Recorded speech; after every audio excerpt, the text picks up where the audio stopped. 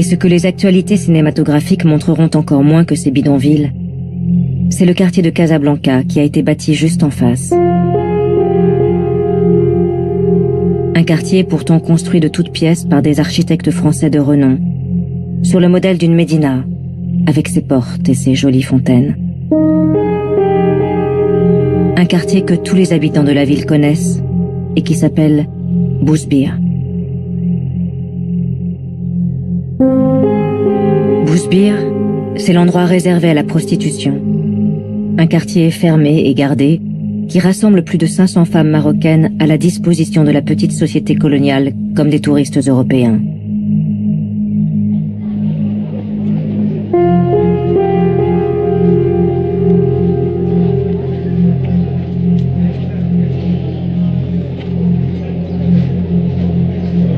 Ces images du quartier réservé de Bousbir sont des rushs tournés par un opérateur Gaumont au Maroc, mais qui à l'époque n'ont pas été montrés.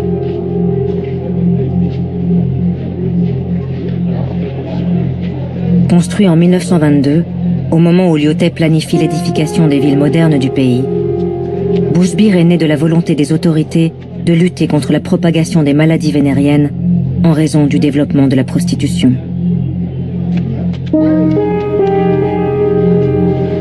Un quartier entier de 160 mètres sur 150, entouré d'un haut mur aveugle, avec une seule porte d'accès monumentale.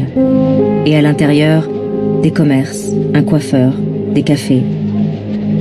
Et bien sûr, ses habitantes bien particulières. Des femmes qui ne peuvent sortir du quartier qu'une fois par semaine, après avoir obtenu un permis de la police et du médecin. Une prison à ciel ouvert pour ces travailleuses du sexe, photographiée ici par la photoreporter Denise Bellon dans les années 30.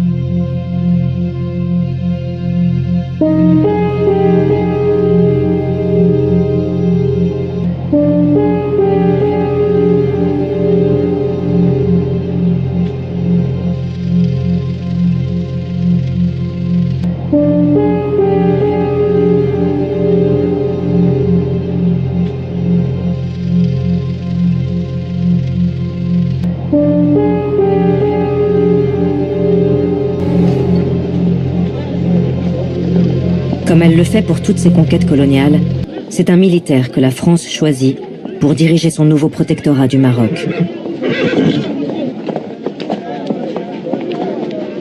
Lorsqu'il parade à cheval dans les rues de Casablanca, le général Hubert Lyautey a derrière lui une longue carrière d'officier colonial, passé par Madagascar, puis par l'Indochine. Après les campagnes violentes d'un Bugeaud ou d'un Gallieni, voici venu le temps d'un visionnaire de l'Empire, obsédé par la mission civilisatrice de la France. Mais Lyautey devra remettre à plus tard l'ambitieux plan qu'il a en tête pour le royaume. Car il doit faire face à un soulèvement généralisé des tribus marocaines qui n'acceptent pas le protectorat français. Cet empire que la France veut croire tout puissant va tout à coup être fragilisé dans plusieurs territoires. Et d'abord au Maroc, conquis en 1912, mais dont la pacification n'est pas encore terminée.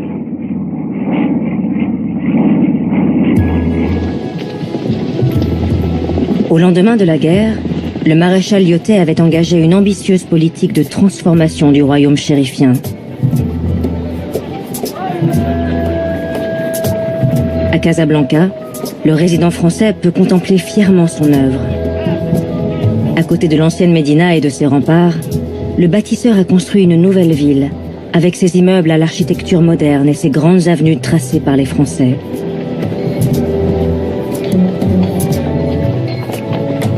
En quelques années, les chantiers se sont multipliés. Tous les architectes, en vogue à Paris, ont débarqué dans la ville blanche, façonnant un condensé d'architecture qui fera la légende de Casablanca.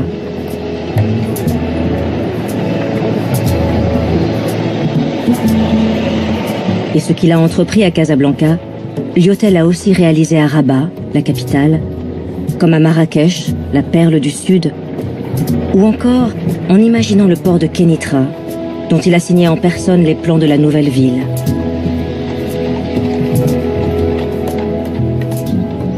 Sa Sa stratégie est celle de la tache d'huile civilisatrice qui doit se répandre dans tout le pays.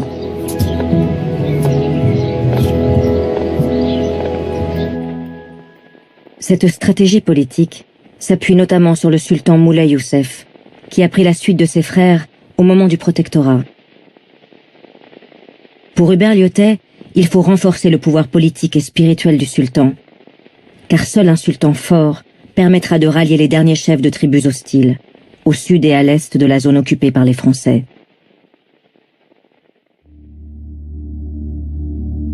Lyautey en est certain. La pacification du royaume sera définitivement acquise très bientôt. Mais le subtil équilibre, patiemment élaboré par le maréchal, va soudainement être mis en péril par une révolte dans les montagnes du Rif.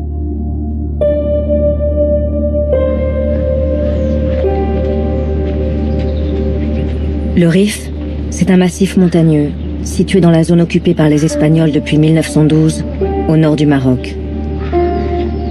Un massif difficile d'accès, de 300 km de long et 60 km de large, qui de tout temps a abrité des tribus hostiles à tout pouvoir extérieur.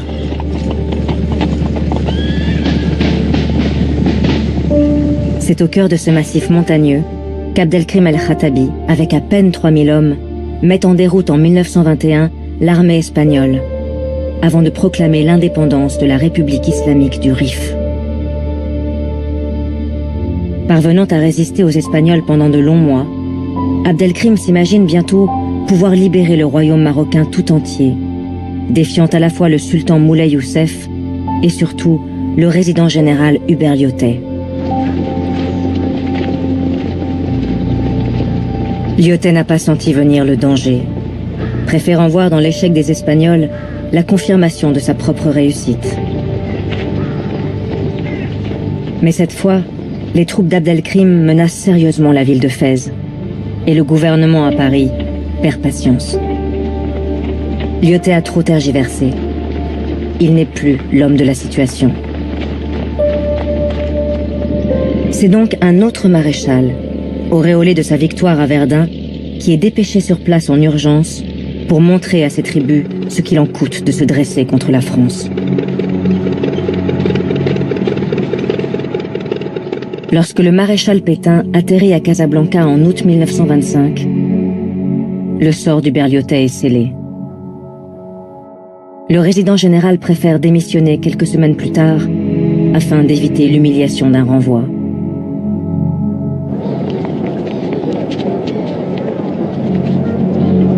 À son départ du royaume, une foule compacte et silencieuse accompagne Hubert Lyautey sur le port de Casablanca pour un dernier adieu.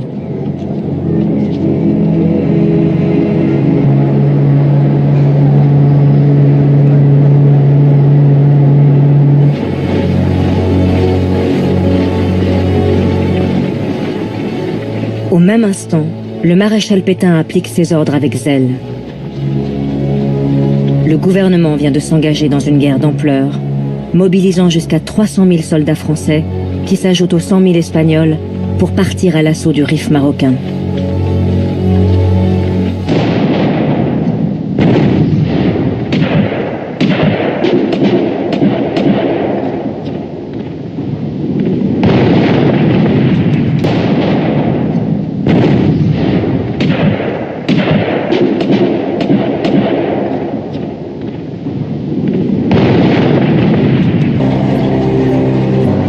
En réalité, loin de ces images de propagande, les difficultés des autorités françaises s'accumulent et la situation économique et sociale du pays est loin de ce bilan flatteur. L'armée française, en 1934, vient juste de terminer la longue et douloureuse pacification du pays, en soumettant les dernières tribus à l'est et au sud, après 25 années d'opérations militaires.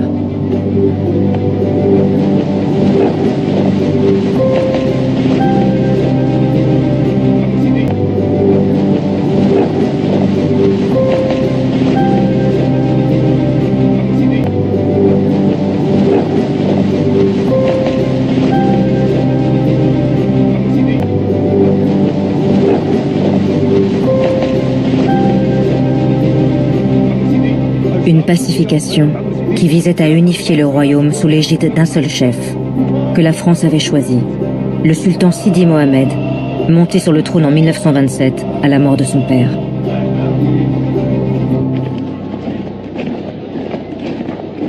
Mais ce schéma inventé par Lyautey va être fragilisé dans ces années 30, et notamment par la faute des Français eux-mêmes. Pour asseoir encore plus le pouvoir de la France, un projet de circulaire administrative prévoit de distinguer au sein du Maroc arabes musulmans d'un côté et berbères de l'autre.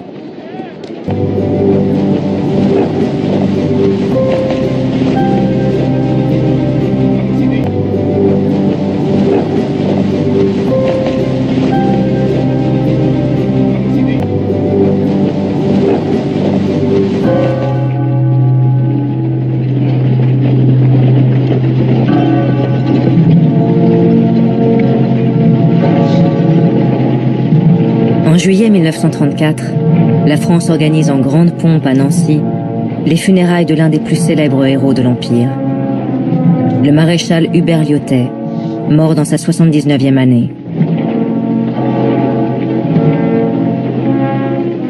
La disparition d'Hubert Lyautey, qui incarnait la flamboyance de l'aventure coloniale française depuis son action au Maroc, est pour le gouvernement l'occasion idéale d'encenser l'œuvre civilisatrice de la France.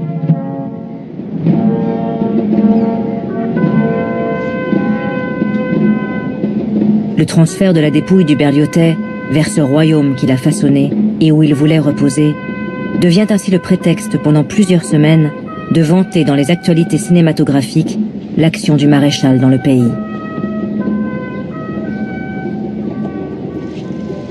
Jetons un regard rapide sur l'œuvre que le génie de Lyautey accomplit dans ce pays, tandis que le peuple marocain reconnaissant accueille ses cendres avec émotion, avec tendresse.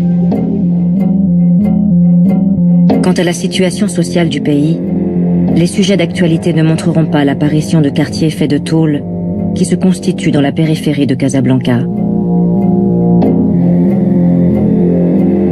Un enchevêtrement d'abris précaires qui rassemble notamment tous ces paysans qui ne parviennent plus à survivre dans les campagnes et qui espèrent trouver dans la ville de quoi subvenir aux besoins de leur famille.